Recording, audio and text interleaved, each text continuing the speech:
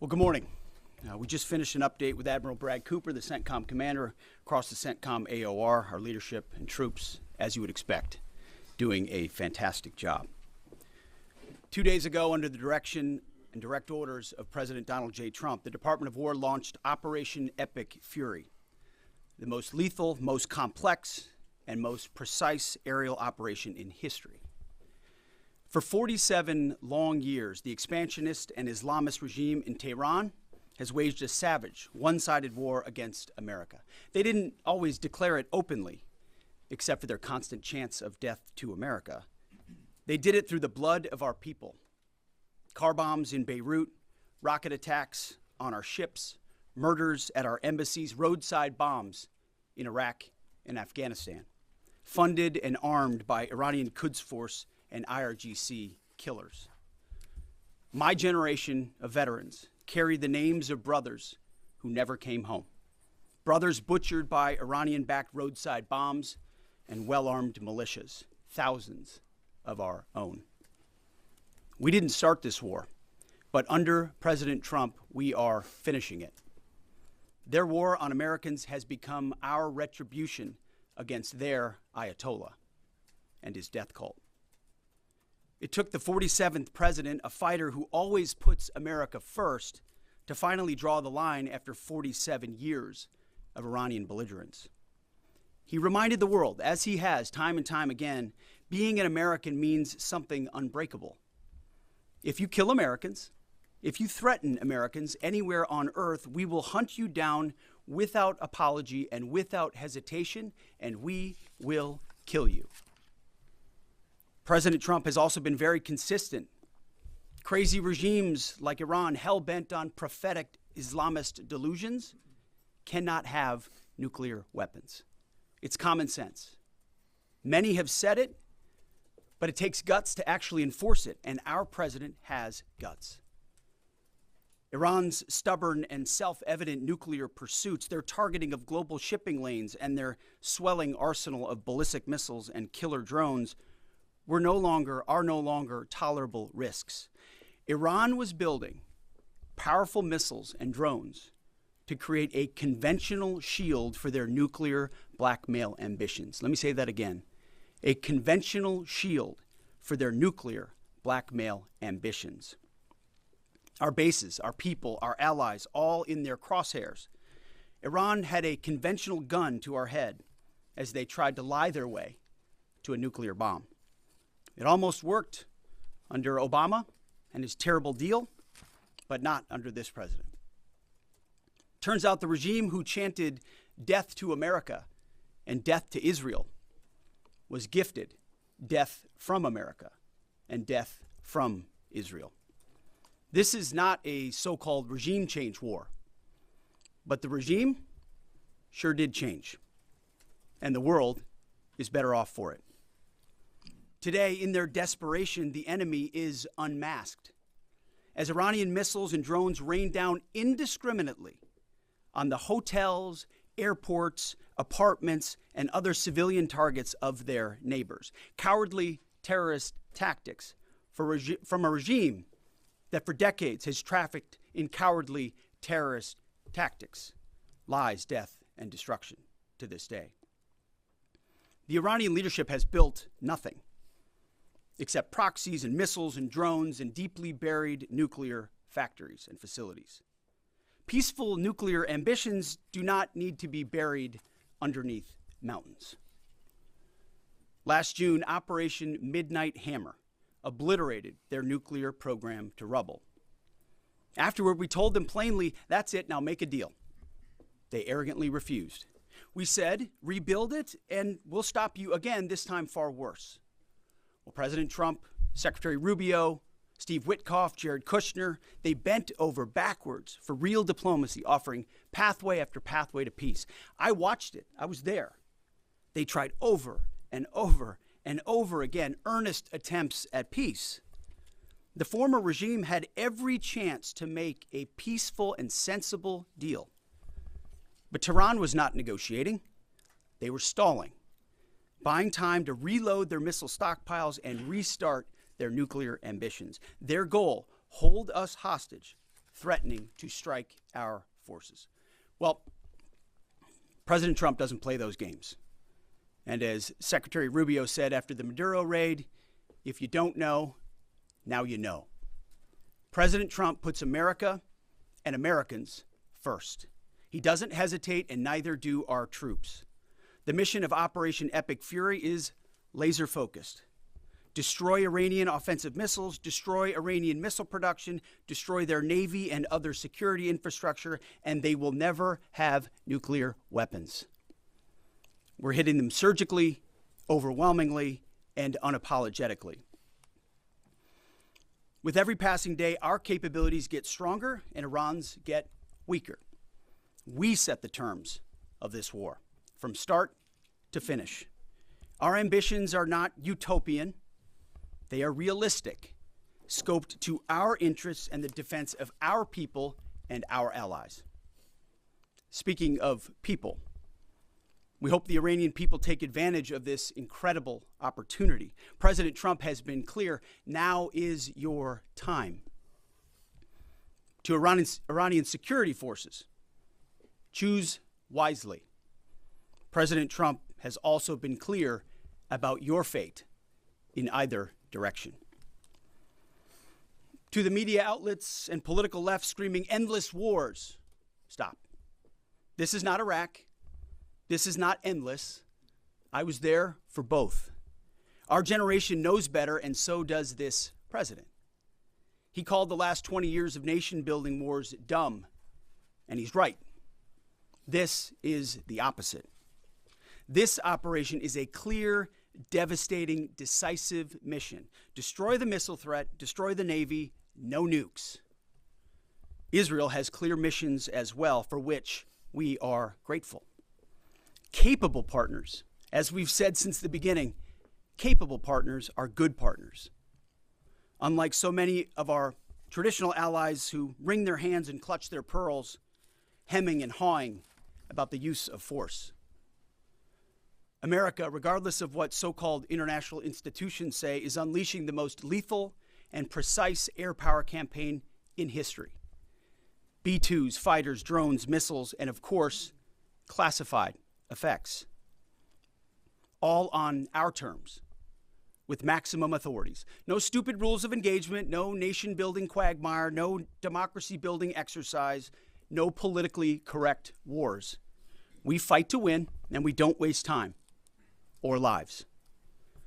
As the president warned, an effort of this scope will include casualties. War is hell, and always will be. A grateful nation honors the 4 Americans we have lost thus far and those injured. The absolute best of America. May we prosecute the remainder of this operation in a manner that honors them. No apologies, no hesitation, epic fury for them and the thousands of Americans before them, taken too soon by Iranian radicals. Before I turn it over to General Kane for the operational update, let me speak straight to you, the Joint Force, our warriors on the front lines. This is your moment. This is the generational turning point America has waited for since 1979, and since the rudderless wars of hubris, my generation, our generation, endured. Don't listen to the noise. Just stay focused. Our commander-in-chief is steady at the wheel. We face a determined enemy, but you are better. But we must prove it every single day. History doesn't care if we're tired, if we're scared, or if the fight feels big. It demands warriors who rise anyway. Peace through strength, the warrior ethos, lethality, unity of purpose, those are not slogans. They're the beating heart of what it means to wear the uniform, that uniform. You think clearly under fire, you act decisively in chaos, you uphold the Constitution, and you uphold our country without hesitation. We are not defenders anymore. We are warriors, trained to kill the enemy and break their will. History is watching. Be the force you swore an oath to be, focused, disciplined, lethal, and unbreakable. We will finish this on America First conditions of President Trump's choosing. Nobody else's, as it should be. And know this above all, President Trump and I have your back, always. Through fire, through criticism, through fake news, through everything. We unleash you because you are the best, most powerful, most lethal fighting force the world has ever seen. May Almighty God watch over you, and his providential arms of protection extend over you. Godspeed, warriors, and keep going. General Kane, over to you. Thank you, Mr. Secretary, and good morning, everyone. The purpose of my portion of the briefing today is to update you and the American people on the actions taken thus far. The briefing will discuss the preparation, the planning, setting the force, the early operations, and how we're assessing the progress thus far. So let's get started. On Saturday, 28 February, at 01:15 Eastern Standard Time, 9:45 a.m. local Tehran time, on the orders of the President of the United States, U.S. Central Command, under the command of United States Navy Admiral Brad Cooper, commenced Operation Epic Fury. As I said, I'm going to walk you through the initial phases of the operation, but first I want to express my deep condolences and the condolences of the Joint Force to the Department of War personnel killed and wounded in actions thus far. As the Secretary said, they're heroes and represent the best of our nation has to offer. They're true examples of what selfless service means. Our deepest and heartfelt condolences are with their families, their friends, and their units. We grieve with you, and we will never forget you. Additionally, I stand here before you today grateful for each service member, planner, logistician, operator across our joint force, for our Department of War civilians, our intelligence community teammates, our interagency teammates who continue to stand in harm's way alongside us. I am proud of all of you as you take the fight to the enemy, and we are the best in the world at integrating, period. I want to extend my personal gratitude to the dedicated commanders and senior enlisted leaders and the enlisted members of the Joint Force who are fighting this fight across the CENTCOM AOR. In addition to Admiral Cooper and Fleet Master Chief Compton, I want to highlight a few today. U.S. Army Central Command Commander Lieutenant General Pat Frank, who along with his team are fighting the counter-missile and counter-drone fight. United States Navy Central Command Commander Vice Admiral Kurt Renshaw and his team, who are engaged with the Iranian Navy and projecting American naval combat power from the seas. And United States Air Force Central Command Commander Lieutenant General Derek France and his leadership team, who are crushing Iranian targets from the air. I want to highlight the support to the CENTCOM fight from other combatant commands who are directly involved with this effort, to include U.S. Spacecom, U.S. Cybercom, and U.S. UCOM. I also want to specifically call out United States Transportation Command and U.S. STRATCOM for their contributions to this fight. We cannot project American combat power at the time and place of our choosing without both. And finally, I want to express how deeply thankful I am for the continued service and sacrifice of the entire Joint Force and their families. Their unwavering commitment and dedication are the cornerstones of this effort. So let me start with a few details. First, to be clear, as the Secretary said, this is not a single overnight operation. The military objectives that CENTCOM and the Joint Force have been tasked with will take some time to achieve, and in some cases will be difficult and gritty work. We expect to take additional losses, and as always, we will work to minimize U.S. losses. But as the Secretary said, this is major combat operations. So let me talk about the preparation and the planning. On February 28th, the full strength of America's armed forces came together in a unified purpose against a capable and determined adversary. The United States Army, Navy, Marine Corps, Air Force, Space Force, Coast Guard, and our reserve components integrated across our combatant commands and began coordinated operations with the Israeli armed forces of an unprecedented scale. As the Secretary laid out, our military objectives are clear. Our mission is to protect and defend ourselves and, together with our regional partners, prevent Iran from the ability to project power outside of its borders, and be ready for follow-on actions as appropriate. Across every domain, land, air, sea, cyber, the U.S. Joint Force delivered synchronized and layered effects designed to disrupt, degrade, deny, and destroy Iran's ability to conduct and sustain combat operations. On the U.S. side, this marked the culmination of months and in some cases years of deliberate planning and refinement against this particular target set. From precision strikes against key military infrastructure to persistent intelligence and targeting integration to the close coordination of the components across vast distances, this operation again demonstrated America's reach, readiness, and professionalism, and that of our joint united force. It was historic not only in the operational scope, but in the level of joint integration displayed across every element of the joint force. And as I said earlier, this work is just beginning and will continue. So now to talk a little bit about setting the force and setting the theater. On the order of the Secretary of War over the last 30 days to reinforce deterrence and provide the President with credible options should action be required, the Joint Force began to systematically reposition assets and personnel across the region.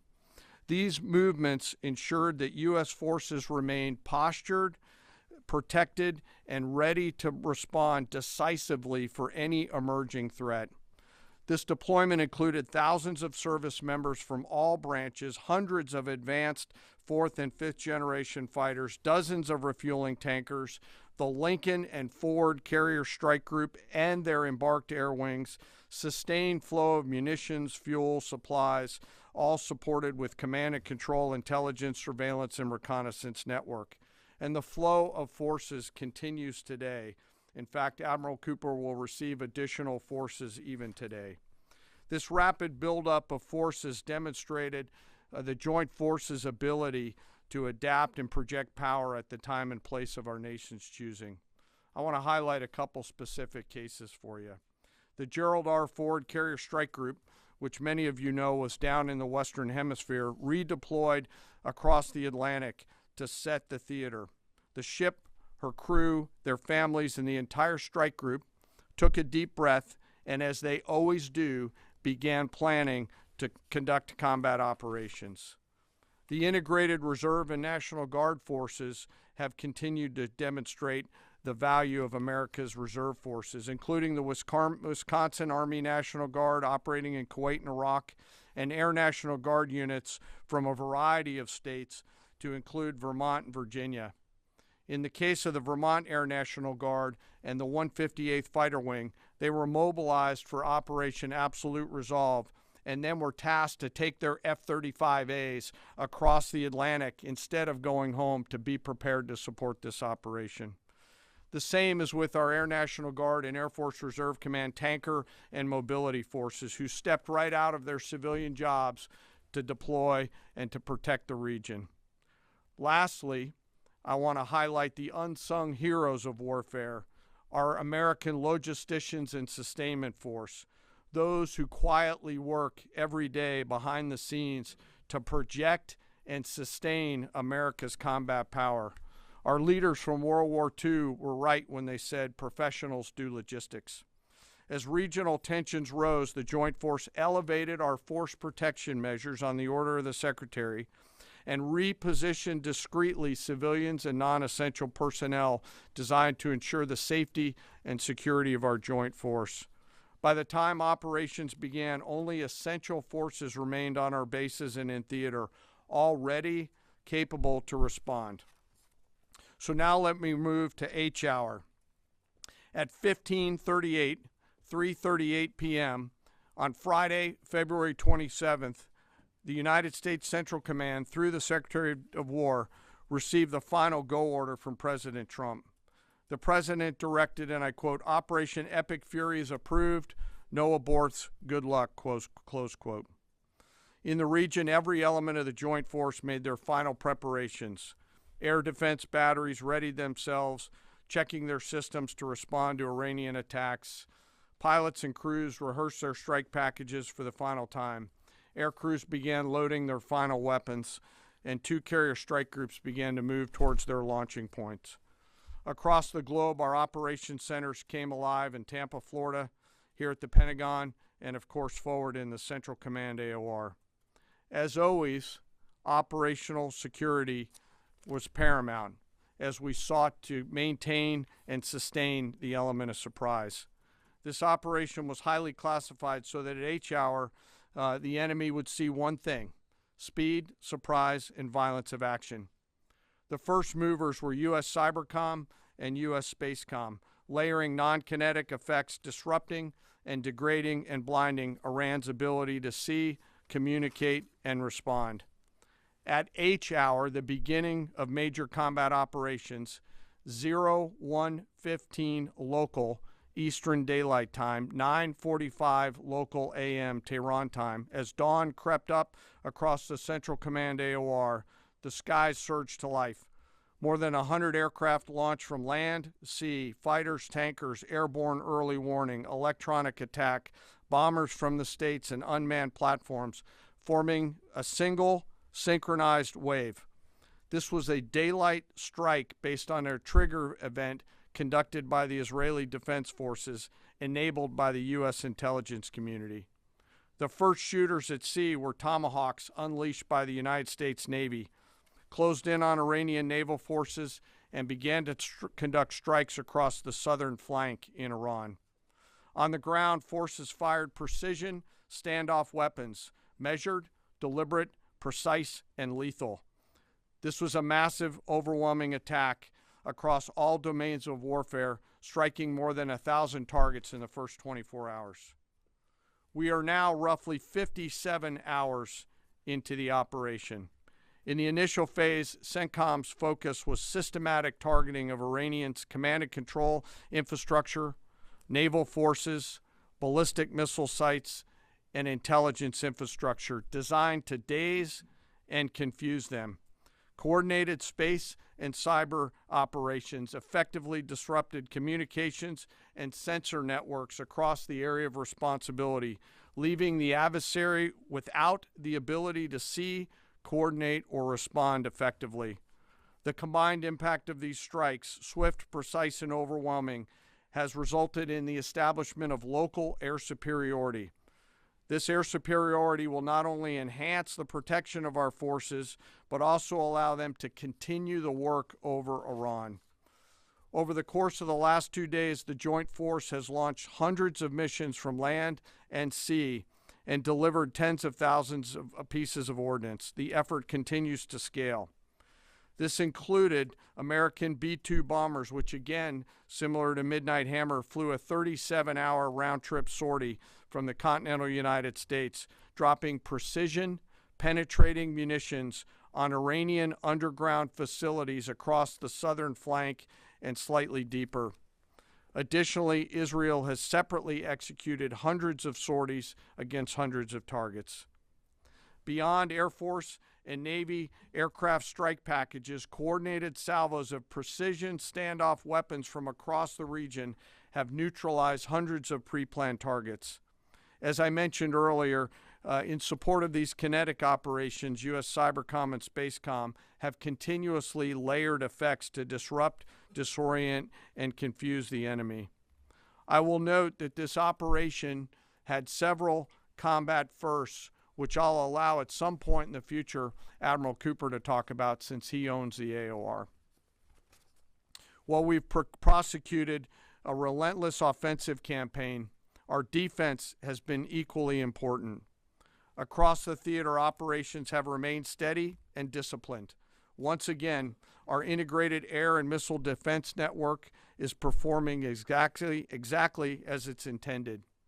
U.S. Patriot and THAAD batteries, along with ballistic missile defense-capable Navy destroyers, continue to coordinate and execute intercepts with precision and consistency. I wish that every American could hear the voice communications like I have as these joint operations centers remain calm, focused, and cool while executing under fire over and over again. Collectively, these systems have intercepted hundreds of ballistic missiles targeting U.S. forces, our partners, and regional stability. The threat from one-way attack UAVs has remained persistent. Our systems have proven effective in countering these platforms, engaging targets rapidly. Each intercept represents hundreds of hours of training, readiness, and technology all coming together to work as designed. We will remain vigilant in the counter-UAV fight. And the defense of the region is not ours alone. As the threat grew, our partners surged in beside us. Air defense batteries in Qatar, the UAE, Kuwait, Jordan, and Saudi Arabia joined the fight, proof positive that years of training, trust, and hard-earned integration pay off. I am aware of the loss of 3 U.S. Air Force F-15Es overnight in the region. I am grateful for the safety of the crews, and we know that this was not from hostile enemy fire. As this matter's under investigation, I'll not comment further on this. Let me close. Operations will remain active across the theater and across the globe. The U.S. forces are postured not only to maintain pressure, but to respond and adapt as required. Operation Epic Fury stands as a reminder of what the United States military uniquely delivers: the ability to project power on a global scale with speed, surprise, precision, and overwhelming force when and where our nation requires it. What we've demonstrated over the past several days reflects years of investment in readiness, joint integration, and professionalism of the joint force. As major combat operations continue across CENTCOM, we remain engaged globally. America's joint force retains the credibility, capacity, and flexibility to respond to any contingency anywhere in the world at any time. To those who would test our resolve or threaten the United States, our allies, or our interests, understand clearly we can reach you, we can sustain the fight, and we can scale the fight, and we will prevail. To the American people, your joint force remains steady, frosty, calm, and focused. Your service members are trained, disciplined, and determined. We understand the risks of this mission and the weight of the responsibility that we carry. We also recognize that our families also shoulder the burden at home. You are a part of this too. I am proud today, as I am every day, to stand as a member of America's joint force. There is no mission too complex, no distance too great, and no adversary too determined for the men and women who wear our nation's uniform. We mourn our fallen, we honor their families, and we continue our mission with focus, unity, and strength. And now I'm happy to take any questions. Thank you, Mr. Chairman. Right here. Go ahead. Thank you for your time. What percentage of Iranian long-strike capabilities are still in the fight, and what is our exit strategy here, and when will it be deployed? Well, they have long-range strike capabilities, which we are hyper-focused on. The brief we got just this morning, Admiral Cooper knows exactly and precisely what kind of threat matrix he's looking at, the way they might change their techniques, and how we adapt to that. So we're making sure the theater commander has absolutely everything he needs. I mean, one of the things the chairman mentioned is for months and months, even before we built up, we ensured that we had maximum defensive capabilities in theater to allow the president the decision space in the future. So even before this build up in the last 30 days, we discreetly brought defensive assets in to make sure, understanding that there are Iranian capabilities. As far as time frame, I would never hang a time frame from our perspective. The commander-in-chief sets the op tempo and terms of this fight. As I said, it's on his terms. And we'll make sure that Admiral Cooper and his team have everything they need, not just to defend. I mean, the best defense is good offense. And so we're aggressively pushing into that airspace over that southern flank to ensure that we control it and we destroy anything that moves that would attempt to shoot us. Think of it as shooting the archer instead of the arrows.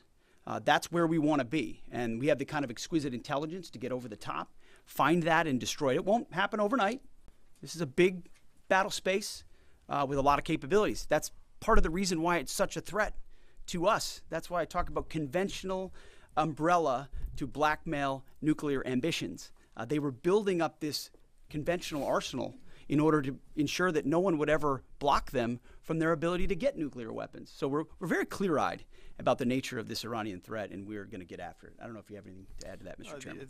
Thank you for the question. The only thing I'll add is that unlike an operation, a single operation like Midnight Hammer or Absolute Resolve, it'll take some time for us to conduct battle damage assessment, and the targeting cycle that CENTCOM will run will take those things into effect. Admiral Cooper will adjust his plan and fires accordingly to ensure that we're attriting that. He's focused on long-range strike capability coming out of the enemy, and that's a key and essential part of it. Of the capabilities that still exist from the enemy front. Yeah, that's what I mean when I say we're still doing BDA. Normally we'd be able to see a singular thing and we'd assess pretty quickly. He's doing offense and assessment simultaneously, so it'll take longer for us to assess than it would in a single operation. Secretary Hegseth, thank you. Reagan Reese with the Daily Caller. 2 questions for you. The president said yesterday in his video message that we will leave Iran when we complete all of our objectives. What are our objectives, and can you share more information on how the soldiers who were killed were killed? Well, I laid out the objectives, as did the chairman. They're completely nested. I mean, Iran has an ability to project power against us and our allies in ways that we can't tolerate. So whether that's ballistic missiles and drones, so offensive capabilities, effectively their navy, which would attempt to set other terms and impose different costs, drone capabilities, which we laid out there, and ultimately, though, this tying it back to Midnight Hammer, the president has been willing to make a deal. You can't have a nuclear bomb. Radical Islamists can't have a nuclear bomb that they wield against the world.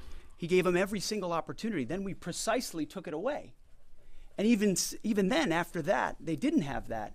They didn't come to the table with a willingness to give it away. So ultimately, those nuclear ambitions, which never ceased, are something that had to be addressed as well. So that's a discrete sense of what's being addressed here to ensure that they can't use that conventional umbrella to continue a pursuit of nuclear ambitions. And then as it pertains to the U.S. casualties, that particular incident was, you have air defenses and the lot's coming in and you hit most of it, and we absolutely do. We have incredible air defenders. Every once in a while you might have one, unfortunately we call it a squirter that makes its way through, and in that particular case it happened to hit a tactical operations center that was fortified, but these are powerful weapons. So we certainly will do, as I said, moments like that, as we remember them and we take care of them and take care of their families, only stiffen our resolve to ensure that we do this properly. Thank you. Yep. Right here. Thank you, Secretary Hegseth. I had 2 questions for you. First, are there currently any American boots on the ground in Iran? No, but we're not going to go into the exercise of what we will or will not do. I think it's one of those fallacies for a long time that this department or presidents or others should tell the American people, and our enemies, by the way, here's exactly what we'll do. Here's exactly how long we'll go. Here's exactly how far we'll go. Here's what we're willing to do and not do. It's foolishness. And so President Trump ensures that our enemies understand we'll go as far as we need to go to advance American interests. But we're not dumb about it. You don't have to roll 200,000 people in there and stay for 20 years. We've proven that you can achieve objectives that advance American interests without being foolish about it. Now, will we be bold about it? Are we willing to be decisive about it? Do we put months and months of planning into what kind of effects we want to achieve? Absolutely. But going forward, why in the world would we tell you, the enemy, anybody, what we will or will not do in pursuit of an objective? We fight to win. We fight to achieve the objectives the President of the United States has laid out, and we will do so unapologetically. Thank you. Is there any significance to Israel carrying out this strike to kill the Ayatollah? And I wanted to know, what was your immediate reaction to finding out about his killing? I think Israel did a great job in the conduct of that operation. President Trump put a 4-week you go, timeline right on here. it. Are you Please. saying that's wrong? Yeah, thank you. You mentioned during the briefing, General Kane, that there would be additional troops sent to the region. Could you say how many troops currently are involved in this operation and how many additional troops are planned to go in this next phase? I don't want to talk specifics because that would tip the enemy off. We have more tactical aviation flowing into theater just based on the time it took to get it out there. I think we're just about where we want to be in terms of total combat capacity and total combat power for Admiral Cooper. One of the things, though, that a commander, he'll consistently assess the trajectory of the campaign. Is he on or off trajectory? And then make an ask of the joint force, which will then develop options for consideration by the Secretary and the President to either increase or in some cases decrease the amount of combat capability that we have over there. I heard the question about 4 weeks. It's the typical NBC sort of gotcha type question. President Trump has all the latitude in the world to talk about how long it may or may not take. 4 weeks, 2 weeks, 6 weeks. It could move up. It could move back. We're going to execute at his command the objectives we've set out to achieve. And what he has shown an ability to do that other presidents can't quite seem to have the aperture to do, well, I mean, Joe Biden didn't even know what he was doing, is to look for opportunities and off-ramps and escalations for the United States that creates new opportunities to execute what we need on our own timeline. So you can play games about 4 weeks, 5 weeks. He has all the latitude, and I'm glad he does, because there's no better communicator than our president expressing those things. To the Daily Mail. I've been in meetings with the president for the last 2.5 days. We know exactly where his headspace is, and he will communicate as he should exactly what he would like, and we will follow those orders. And I think everything he said on that is right down the middle. Chairman, did you have Absolutely. evidence Yes, right there. Yes, sir. Thank you very much, Secretary. I left my hometown of Sakis in Iranian Kurdistan in 1996. Can you promise that I will be able to return home safely this year? And I have a following question too, please. I appreciate the question. I'm not here to place guarantees on that, but I think the message the president has given has been clear to the people of Iran. This is your moment. The world was seized by these crowds, and then seized by the reality of this regime killing tens of thousands of innocent protesters. So we saw the nature of the regime yet again exposed. We saw many of the Iranian people seek a change there. This is their moment to take advantage of it, for sure. You served in Iraq and know that no American soldiers were killed in Kurdistan. The Kurdish people are very pro-American. Will you continue to protect Kurdistan and Peshmerga as loyal ally of the United States? Why I'm asking this question?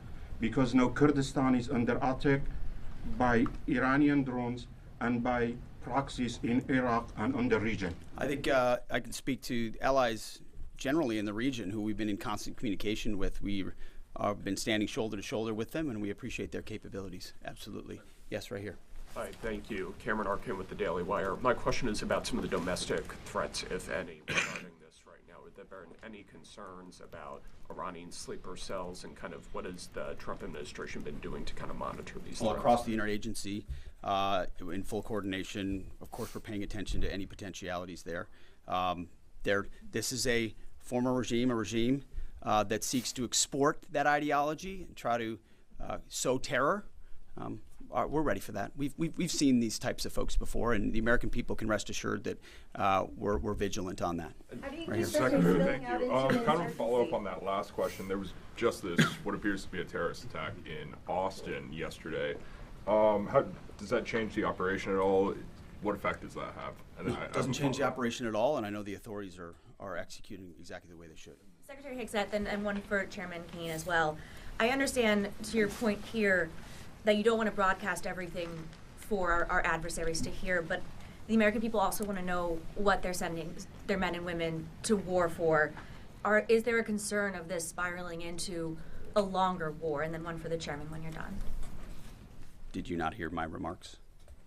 I mean, we're ensuring the mission gets accomplished, but we are very clear-eyed, as the president has been, unlike other presidents, about the foolish policies of the past, that recklessly pulled us in to things that were not tethered to actual clear objectives. So we know. We have plans, we have generals, we have chairmen, we have commanders, CENTCOM commanders, Admiral Cooper, who's executing very deliberately to ensure outcomes that I laid out are accomplished. But we would never, in front of a press pool, lay out how long that may take. The mission for our warfighters, which is what matters to us, is very, very clear. And they're executing it right now violently. And just for the chairman quickly, I have one for the chairman. You said this is not a one-night operation. It will take time to achieve the goals.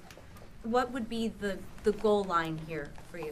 I think the Secretary laid out the military objectives, and that's what we execute against is the military objectives. Last one right here. Thank you, sir. As you've said, there are a large amount of U.S. service members that are in harm's way right now. What is your prayer for them? First of all, my prayer for them is that I do pray for them. My wife prays for them. Our family prays for them. Our cabinet prays for them. None of this is done on a whim. Having been in their boots, having been in their shoes, having been in their flight suits, I know we think about them with every decision that we make and every recommendation that we make to the President of the United States. Those recommendations are made prayerfully.